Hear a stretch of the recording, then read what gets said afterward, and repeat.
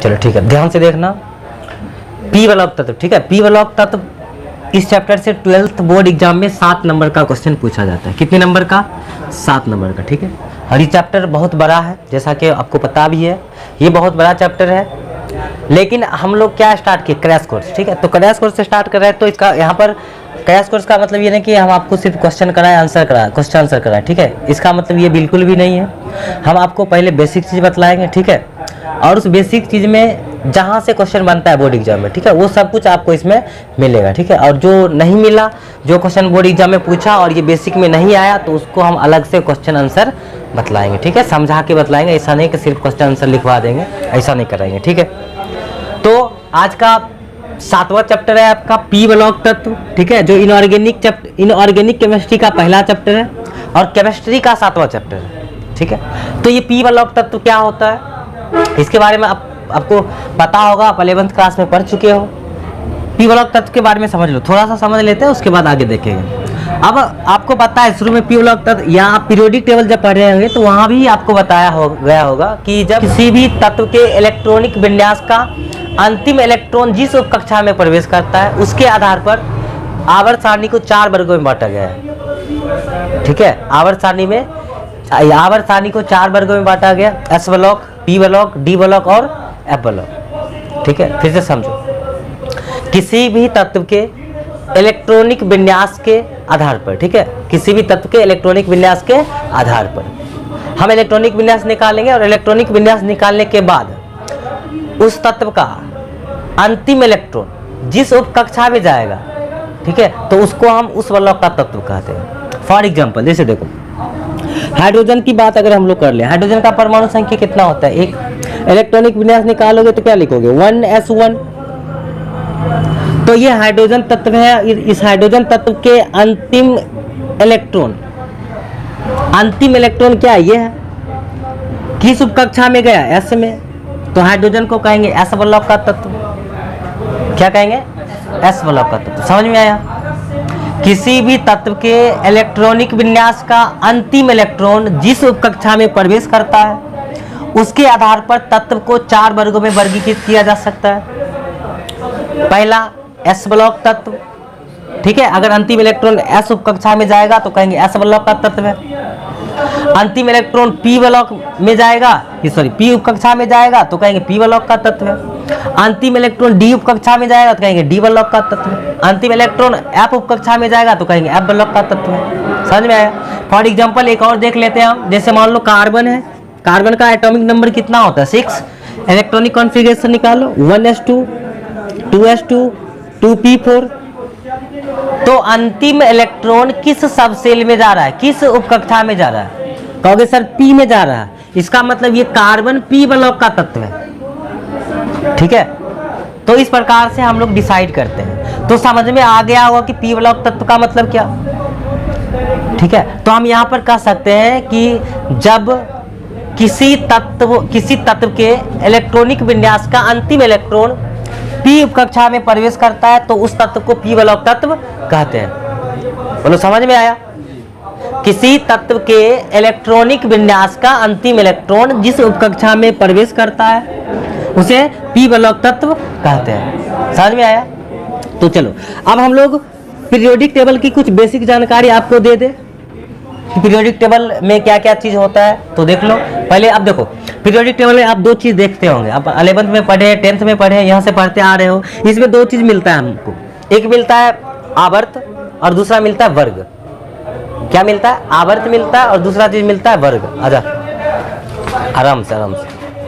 हाँ तो देखो किसी भी पीरियोडिक टेबल में आपको 2 चीज मिलेगा। 2 चीज फिक्स है, इसको याद रहना, ये आपको पता होना चाहिए। एक होता है आवर्त। क्या होता है? आवर्त, जिसको आप इंग्लिश में बोलते हो पीरियड्स, पीरियड बोलते हो। क्या बोलते हो? पीरियड। और दूसरा होता है समूह, समूह जिसको हम लोग क्या बोलते हैं? ग्रुप। क्या बोलेंगे? ग्रुप बोलेंगे, ग्रुप। ये 2 चीज होता है। अब आवर्त क्या होता है, समूह क्या होता है? देखो आवर्त सारणी में, देखो आवर्त सारणी चलो हम दिखाते हैं। ये आवर्त सारणी है। आवर्त सारणी में आपको बताया 2 चीज होता है, आवर्त होता है, समूह होता है। आवर्त क्या होता है तो देखना, आवर्त आवर्त देखो ये होता है जो क्षैतिज कतार होता है, क्षैतिज कतार, आवर्त सारणी में जो क्षैतिज कतार होता है उसको बोलते हैं आवर्त। और क्षैतिज कतार की संख्या 7 है, इसलिए आवर्त की संख्या भी 7 होगा। क्षैतिज कतार देख सकते हो, एक देखो सामने सामने चलना है इसे, 1 2 3 4 5 6 और ये 7। तो क्षैतिज कतार कितना हुआ? 7। तो आवर्त की संख्या कितना होगा? 7। कहोगे सर ये क्या है? तो ये भी वही है, ये आवर्त छठा का भाग है और ये आवर्त 7वां का भाग है। इसके बारे में हम पहले बता चुके हैं, इससे पहले वीडियो देख लेना, नहीं देखे हो तो वहां पर समझ में आएगा। ठीक है, तो ये समझ में आया, आवर्त समझ में आ गया। आवर्त की संख्या अगर कोई पूछे बताइए आधुनिक आवर्त, ये आधुनिक आवर्त सारणी है। आधुनिक आवर्त सारणी को मोसले का आवर्त सारणी भी कहा जाता है। ठीक है, तो आवर्त सारणी में आवर्त की संख्या कोई पूछे तो कहोगे 7 होता है। ठीक है, कितना होता है? 7 होता है। समझ में आया? क्या पंखा चला दे? नहीं चलेगा, पंखा खराब है। सही बोल रहे, देख लेना बाद में। ठीक है, तो आवर्त की संख्या कितना होता है? 7। इसमें कोई डाउट नहीं है। आवर्त को हम लोग क्षैतिज कतार बोल सकते हैं, इंग्लिश में पीरियड कह सकते हैं। तो आवर्त की संख्या 7 है। चलो गिन के बतला देते हैं हम। यहाँ पर 1, इसको कहेंगे 2, ये 3, ये 4, ये 5, ये 6 और ये 7। आवर्त की संख्या हो गया 7, इसमें नो डाउट। अच्छा, इसके बाद एक होता है ऊर्ध्वाधर स्तंभ, ऊपर से नीचे, ऊपर से नीचे, ऊपर से नीचे तत्व को रखा गया। उन तत्वों का गुण हमेशा एक जैसा होता है। जिन जिन तत्वों का गुण एक जैसा होता है उसको एक समूह में रखा गया, उदग्र स्तंभ में रखा गया। उसी उदग्र स्तंभ को कहा जाता है वर्ग। समझो, जिन जिन तत्वों का गुण एक जैसा होता है उनको एक जगह रखा गया, एक समूह में रखा गया, या कहो उसको एक उदग्र स्तंभ में रखा गया। उसी उदग्र स्तंभ को कहा जाता है वर्ग। ठीक है, जैसे देख लो यहाँ पर नंबर 1 में देखो, ये यहाँ पर ये वर्ग नंबर 1 होता है, ये वर्ग है, ये वर्ग, ये देखो वर्ग है, ये सब क्या है? वर्ग है। और इस प्रकार से वर्ग की संख्या अगर हम लोग बात कर ले तो वर्ग की संख्या टोटल होता है 18 होता है। वर्ग की संख्या 18, फोटो आ रहा? अच्छा, वर्ग की संख्या टोटल 18 होता है। अब वर्ग किसको कहें फिर से समझ लो। जैसे मान लो इसमें तत्व होता है, आपको पता है, या यहाँ पर देखो इसके बारे में तो अच्छा से आपको पता है। इसमें होता है क्या? वर्ग नंबर 18 की बात कर ले तो इसमें होता है helium, neon, argon, krypton, xenon, radon और यूयूओ। अनऑक्टियम होता है, जिसके बारे में नहीं पढ़ना है, तो आपको पता है इसके बारे में। ये जितना भी तत्व दिखाई दे रहा सबका गुण क्या है? एक जैसा है। तो इसीलिए तो वर्ग इसको कहा गया।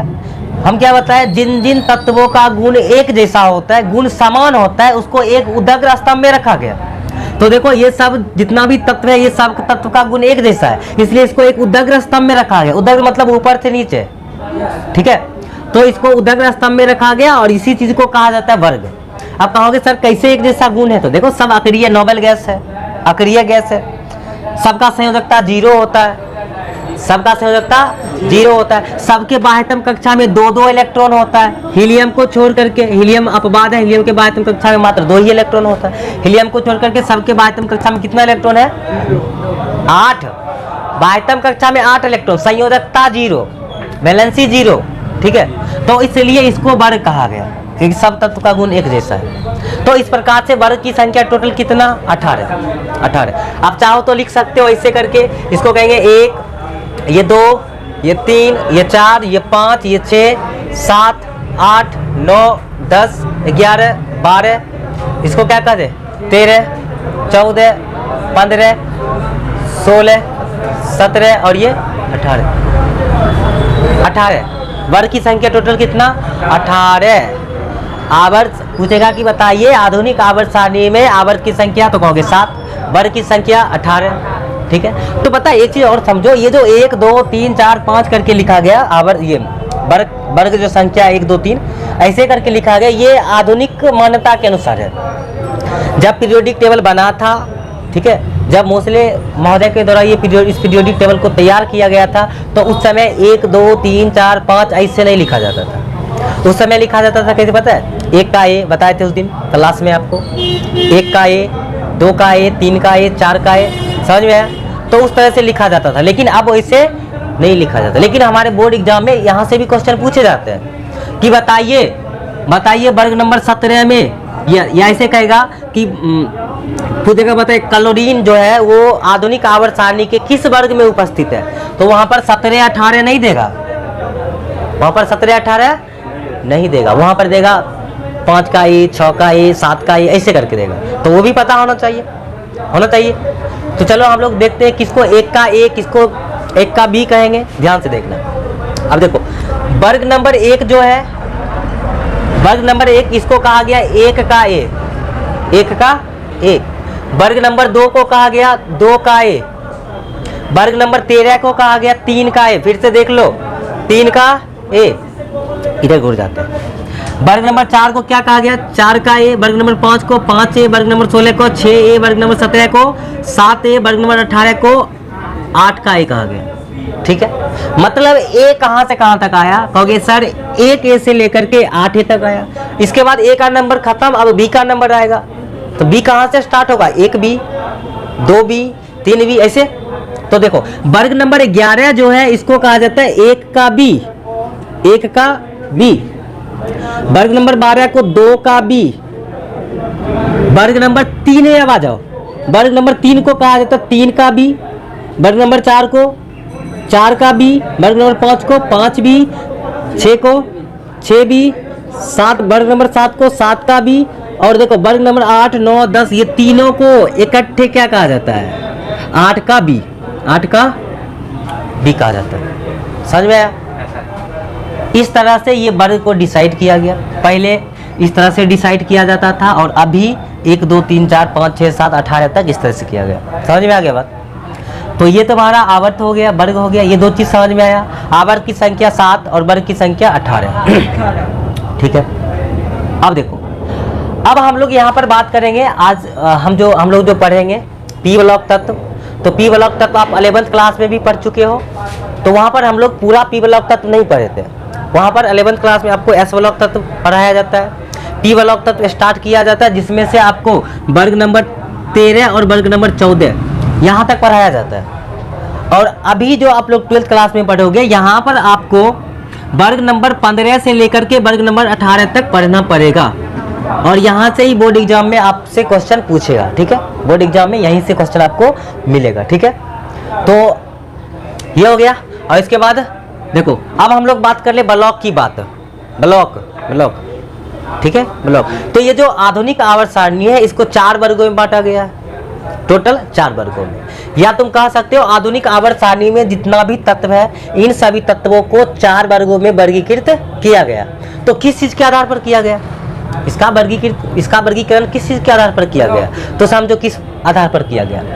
तो किसी भी, अभी जो इससे पहले बताया, किसी भी तत्व के इलेक्ट्रॉनिक विन्यास का अंतिम इलेक्ट्रॉन, ध्यान से सुनो, किसी भी तत्व के इलेक्ट्रॉनिक विन्यास का अंतिम इलेक्ट्रॉन जिस कक्षा में प्रवेश करता है उसके आधार पर इन सभी तत्वों को 4 वर्गों में बांटा गया। नंबर 1 की अगर हम लोग बात कर ले तो पहला है एस ब्लॉक तत्व, S block element, S block element. ठीक है, हम लोग क्या करेंगे, इलेक्ट्रॉनिक विन्यास निकालेंगे जैसा कि शुरू में बताया। इलेक्ट्रॉनिक विन्यास निकालने के बाद उसका अंतिम इलेक्ट्रॉन एस सब सेल में जाएगा, एस उप कक्षा में जाएगा, तो कहेंगे ये एस ब्लॉक का तत्व है। ठीक है, वहां पर हम बतलाएंगे एस ब्लॉक क्या होता है, पी ब्लॉक क्या होता है, डी ब्लॉक क्या होता है, एफ ब्लॉक क्या होता है। नंबर 2, अगर अंतिम इलेक्ट्रॉन चला गया पी सब सेल में तो क्या कहोगे ये पी ब्लॉक तत्व है। क्या है, पी ब्लॉक तत्व है। अगर अंतिम इलेक्ट्रॉन चला गया डी सब सेल में, किसमें, डी सब सेल में, तो कहेंगे ये डी ब्लॉक तत्व है। कौन सा तत्व है, डी ब्लॉक तत्व। अंतिम इलेक्ट्रॉन चला गया एफ सब सेल में तो कहेंगे ये एफ ब्लॉक का तत्व है, एफ ब्लॉक एलिमेंट है। समझ में आ गया बात, बोलो यस सर। ठीक है, चलो अच्छा, तो ये समझ में आ गया। अब हम लोग बात करते हैं कि एस ब्लॉक कहाँ से कहाँ तक तत्व होगा, तो कहेंगे ये एस ब्लॉक का तत्व है। कहाँ से कहाँ इलेक्ट्रॉन जाएगा तो उसको कहेंगे पी ब्लॉक का है, फिर डी ब्लॉक का, फिर एफ ब्लॉक का। समझे उसको, रेडी, क्लियर है यहाँ तक, कहीं डाउट? थोड़ा बढ़ाना चाहिए था। ठीक है, ये पी ब्लॉक।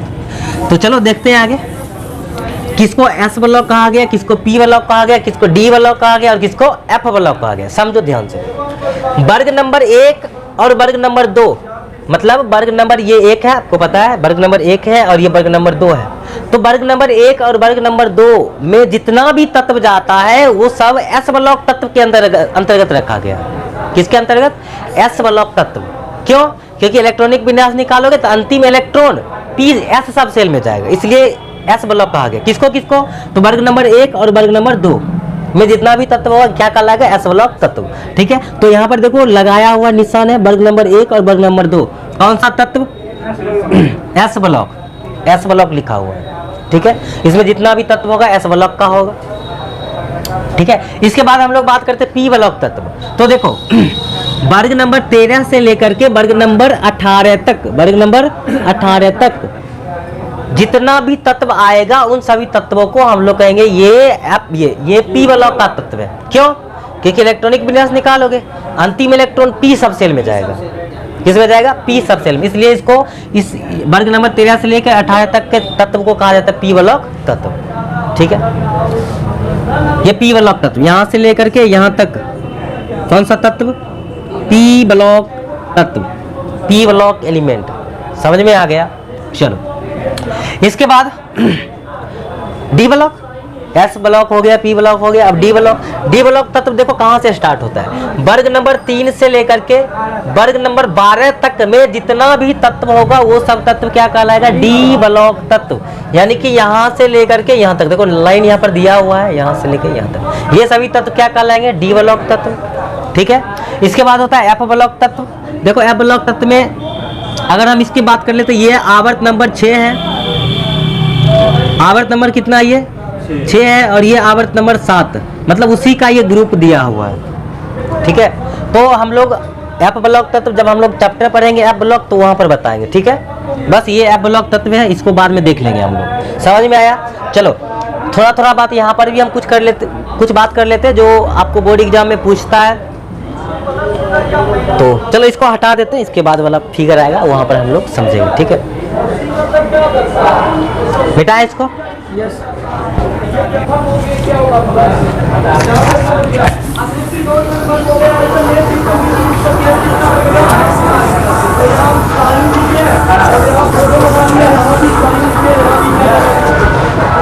देखो फिगर दिखाई दे रहा। हाँ, तो ये जो फिगर है ये वही फिगर है जो अभी हम लोग देखे थे, वो ब्लैंक था, ये भी ब्लैंक ही है। कुछ इंपॉर्टेंट चीज को इसमें दिखाया गया। ठीक है, तो देखिए ग्रुप नंबर 1 में, ग्रुप नंबर 1 और ग्रुप नंबर 2 आपको ये तो पता है ये एस ब्लॉक तत्व के अंतर्गत आता है। अब ग्रुप नंबर 1 में जितना भी तत्व होता है, ग्रुप नंबर 1 में जितना भी तत्व होता है इसको कहा जाता है एल्कली मेटल। क्या कहा जाएगा? Alkali metal. हिंदी में इसको कहे तो क्षारीय धातु। कौन सा धातु? क्षारीय धातु इसको कहा जाता है। ठीक है, और वर्ग नंबर 2 में जितना भी तत्व आता है उन सभी तत्व को कहा जाता है alkaline earth metal. Alkaline earth metal मतलब क्षारीय मृदा धातु। एल्कलाइन अर्थ मेटल मतलब क्षारीय मृदा धातु, ये कहा जाता है। ठीक, बहुत इंपॉर्टेंट है, यहाँ से बोर्ड एग्जाम में ऑब्जेक्टिव क्वेश्चन पूछ लेता है कभी कभी। ठीक है, वर्ग नंबर 1 में जितना भी तत्व होगा उन सभी तत्व को कहा जाता है एल्कली मेटल। क्या? Alkali metal. और वर्ग नंबर 2 में जितना भी तत्व होगा इसको क्या कहेंगे? Alkaline metal. ठीक है, इसके बाद पी को देख लो। वर्ग नंबर पी आपको क्या बताया है? वर्ग नंबर पी में पी ब्लॉक में हमको वर्ग नंबर 15 से लेकर के वर्ग नंबर 18 तक ही पढ़ना है। वर्ग नंबर 15 से लेकर के वर्ग नंबर 18 तक ही पढ़ना है। तो देखो वर्ग नंबर 15 में जो भी तत्व होगा उन सभी तत्व को सम्मिलित रूप से, सामूहिक रूप से कहो या इकट्ठे कहो, एक साथ हम बोल सकते हैं निक्टोजेंस। क्या बोल सकते हैं? निक्टोजेंस बोल सकते हैं। वर्ग नंबर 15 में जितना भी तत्व आता है उन सभी तत्वों को एक साथ क्या कर सकते हैं? निक्टोजन। निक्टोजेंस, निक्टोजेंस का मतलब होता है दम घुटने वाला। क्या? दम घोटने वाला। निक्टोजेंस एक ग्रीक वर्ड है जिसका मतलब होता है दम घोटने वाला। ठीक है, इसके बाद वर्ग नंबर 16 में आ जाए तो वर्ग नंबर 16 में जितना भी तत्व होता है उन सभी तत्व को सामूहिक रूप से क्या कहा जाता है? कैल्कोजेंस। क्या कैल्कोजेंस, या कोई कोई इसको चल्कोजेंस बोल लेता है, ठीक है। तो कैल्कोजेंस याद रखो। वर्ग नंबर 17 में जितना भी तत्व आता है उसको कहा जाता है हेलोजेंस। हेलोजेंस, ये तो आपको अच्छी तरह से पता होगा। और वर्ग नंबर 18 में जितना भी तत्व है उसको क्या कहा जाता है, नोबल गैस। नोबल गैस कहो, हिंदी में भी बोल सकते हो अक्रिय गैस, निष्क्रिय गैस, शून्य गैस, ठीक है, शून्य गैस, ये सब इसको बोल सकते हो, ठीक है। इसके बाद हम लोग बात कर लें डी ब्लॉक। ये डी ब्लॉक है, थोड़ा सा यहाँ पर जानकारी लेना ही है। तो डी ब्लॉक तत्व है, जितना भी तत्व है इसको कहा जाता है ट्रांजिशन एलिमेंट। कौन सा एलिमेंट, ट्रांजिशन एलिमेंट। हिंदी में इसको कहेंगे संक्रमण धातु। संक्रमण धातु कहा जाता है। क्यों कहा जाता है तो ये अगले चैप्टर की बात है, ठीक है। और देखो इसके बाद आपको दिखाए थे एफ ब्लॉक तत्व। एफ ब्लॉक तत्व में दो आवर्त 6 और आवर्त 7 को रखा गया है, ठीक है। क्यों अलग किया गया, क्योंकि यहाँ पर देखो 57 के बाद 58 से लेकर के 71 का जो तत्व है उसका इलेक्ट्रॉनिक विन्यास निकालते हैं तो उसका अंतिम इलेक्ट्रॉन एफ सब सेल में जाता है, एफ सब सेल में जाता है। किस में जाता है, एफ सब सेल में जाता है, जिसकी वजह से वो एफ ब्लॉक में आ जाएगा। तो इसलिए उसको अलग किया गया है, जिसको कहा जाता है लेंथेनाइड्स, और फिर उसके नीचे है एक्टिनाइड्स, ठीक है। तो आगे हम इसके बारे में डिटेल्स में पढ़ेंगे, ठीक है। तो चलो आगे देखते हैं हम लोग। ये आज ठीक ठाक दिखाई नहीं पड़ रहा है, आज क्वालिटी बढ़ा, लाइट बढ़ा दे।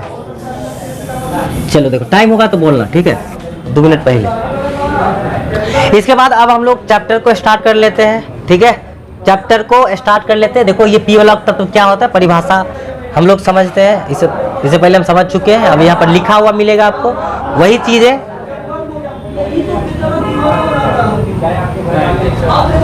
क्या देख रहा है, चलो देखो, वे तत्व जिनके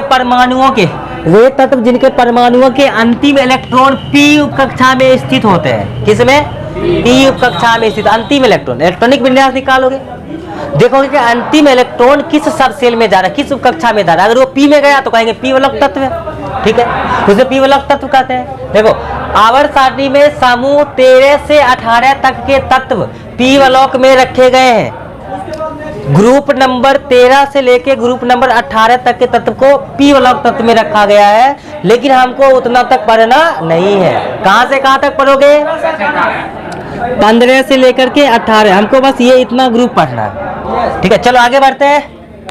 देखो क्या लिखा हुआ है, पी ब्लॉक तत्व के बाह्यतम कक्षा का सामान्य इलेक्ट्रॉनिक विन्यास NS2 NP1 से 6 तक होता है। मतलब पी ब्लॉक तत्व जो है, आपको पी ब्लॉक तत्व दिखाए थे, देखो फिर से दिखाए नहीं, फिर से नहीं, बाद में दिखाएंगे। पी ब्लॉक तत्व जो होता है, अगर सबका बात कर ले इकट्ठे, तो उसका इलेक्ट्रॉनिक विन्यास होता है NS2 NP1 से लेकर के 6 तक। ये उसका सामान्य इलेक्ट्रॉनिक विन्यास होता है।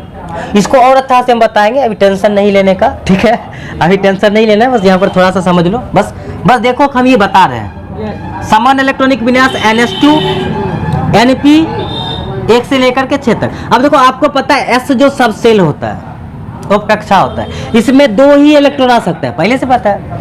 P सब सेल है, इसमें इलेक्ट्रॉन 6 ही आ सकता है मैक्सिमम। अधिकतम इलेक्ट्रॉन की संख्या इसमें 2 हो सकता है, और इसमें अधिकतम इलेक्ट्रॉन की संख्या 6 हो सकता है। तो बताओ, ये तो इलेक्ट्रॉन S सब सेल जो इसमें पी ब्लॉक में S सब सेल इलेक्ट्रॉन पूरा भर जाता है, तो दोनों भर जाएगा। और पी ब्लॉक में जब आता है तो वहां पर जरूरी नहीं है कि एक के बार 6 भर जाए, ज्यादा से ज्यादा 6 हो सकता है, लेकिन उससे कम 1 2 3 4 5 कुछ भी हो सकता है, ठीक है। हाँ समझ गए, आसान है, समझ जाओगे ठीक है। चलो आगे देखते हैं। उसके बाद हम लोग आज स्टार्ट कर लेते हैं वर्ग नंबर 15, ग्रुप नंबर 15, जो हमारे सिलेबस का चीज़ है। इस चीज़ को हम लोग समझने का प्रयास करेंगे। नहीं, वो 11th में था, ठीक है। तो वर्ग समूह 15 के तत्व।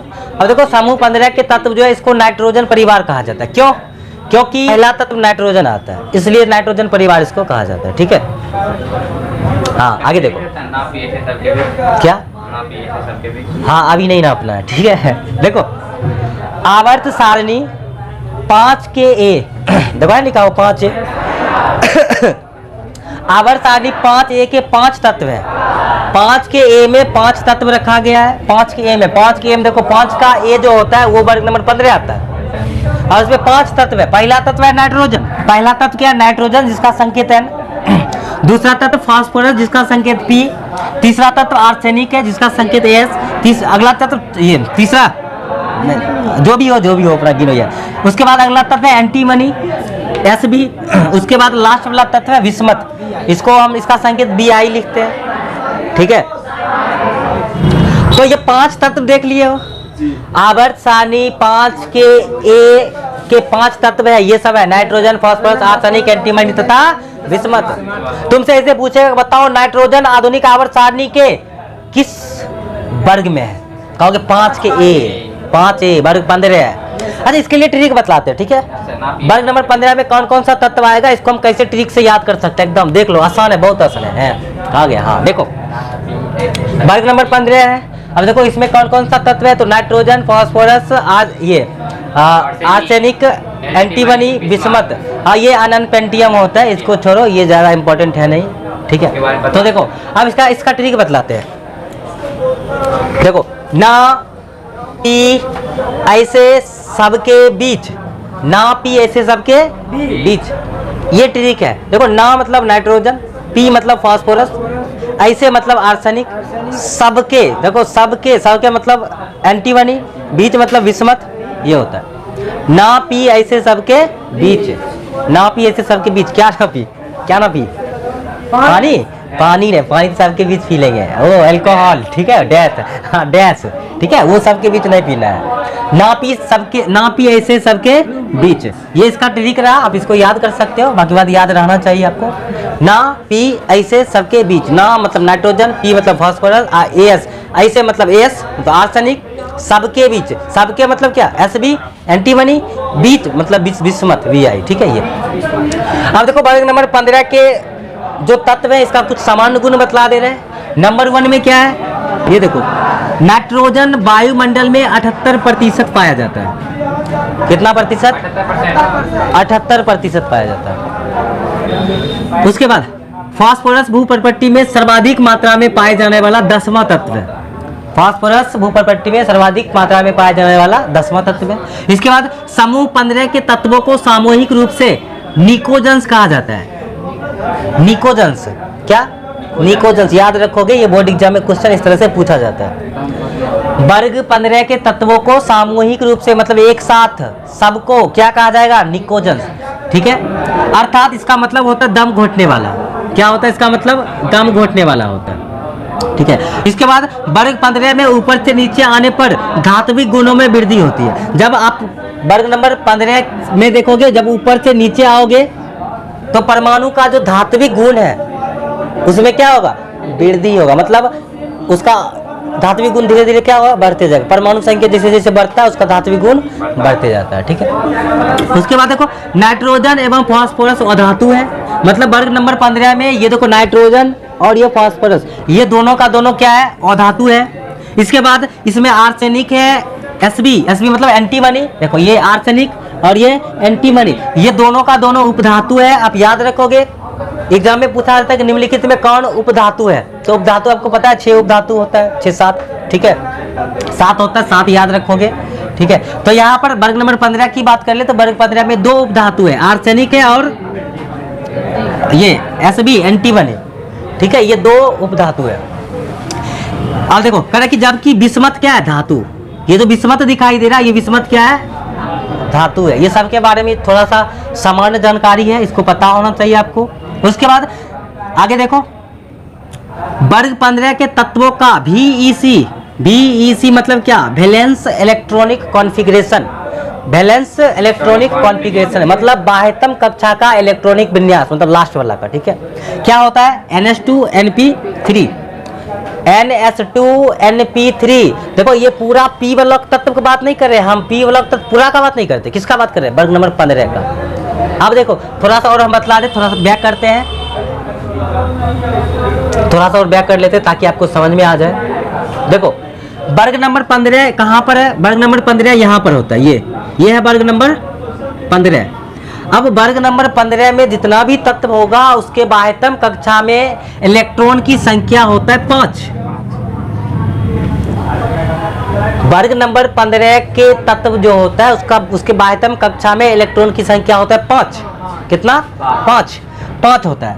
अब देखो, और आपको पता है कि p ब्लॉक तत्व का सामान्य इलेक्ट्रॉनिक विन्यास होता है NS2 NP1 से लेकर के 6 तक। सही है, 1 से लेकर 6 तक होता है। अच्छा, अब देखो, आपको पता है जैसा कि बाह्यतम कक्षा में 5 इलेक्ट्रॉन है, 5 इलेक्ट्रॉन है तो ये n वाला में कितना इलेक्ट्रॉन आएगा? 2। तो हम क्या लिखेंगे? NP2, सॉरी ये आत्मा भटक रहा है, NS2। उसके बाद बताओ, 2 तो इलेक्ट्रॉन भर लियो, कितना बचा? 3।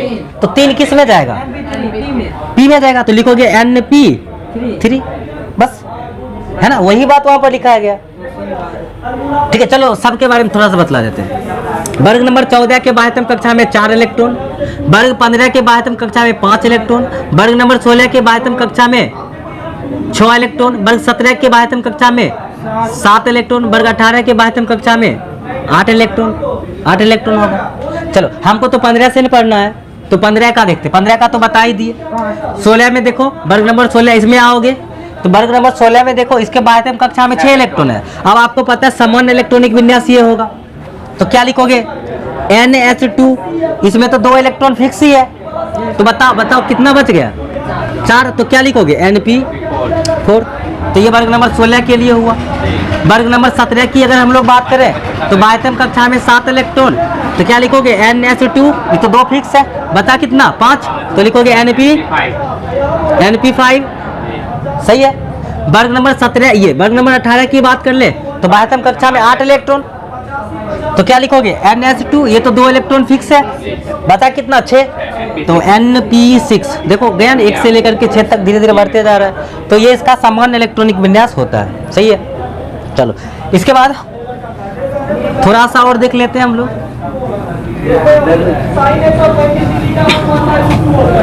बताया जाए, टाइम हो गया इतना जल्दी? अब देखो थोड़ा सा और देख लो, 2 मिनट और। तो वर्ग 15 के तत्वों का वैलेंस इलेक्ट्रॉनिक कॉन्फ़िगरेशन कितना? NH2 NP3 होता है। एग्जाम्पल देखो दिया हुआ है आपके सामने, नाइट्रोजन बराबर 5, ये 7, नाइट्रोजन का परमाणु संख्या 7, इलेक्ट्रॉनिक विन्यास निकालोगे 1s2 2s2 2p3। तो देखो इसको हम n मान ले तो NH2 NP, इसको n मानो तो NP3, NH2 NP3, ये हो गया। वर्ग 15 के तत्वों के बाह्यतम कक्षा में 5 इलेक्ट्रॉन होता है, ये तो अभी बता ही दिए। इसका संयोजकता -3 होता है। अब देखो समझो, यहाँ पर थोड़ा सा समझने वाला चीज है, मतलब संयोजकता को माइनस प्लस नहीं कहा जाता। संयोजकता का मतलब सीधा माइनस है या प्लस है, सीधा 3 है तो बोलो 3 है तो बोलो 3, माइनस नहीं लगाना है, माइनस नहीं बोलते, समझो क्या बोलते हैं। कहेगा बताओ वर्ग नंबर 15 जो है उसका संयोजकता कितना होता है? कहोगे 3। तो -3 क्या है? ये -3 होता है ऑक्सीकरण संख्या।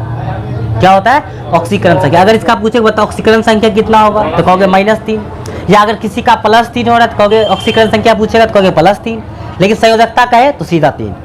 ठीक है, नहीं समझा?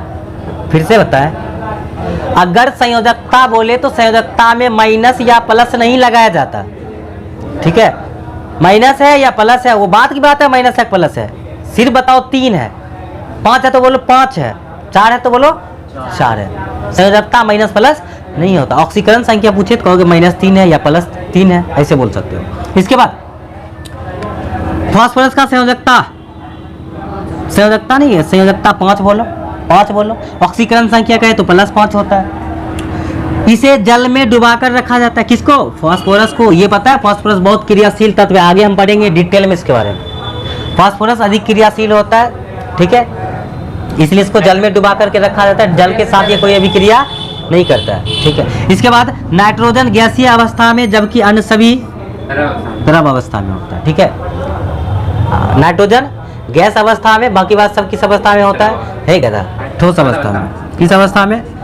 ठोस अवस्था में होता है। समझ में आया बात?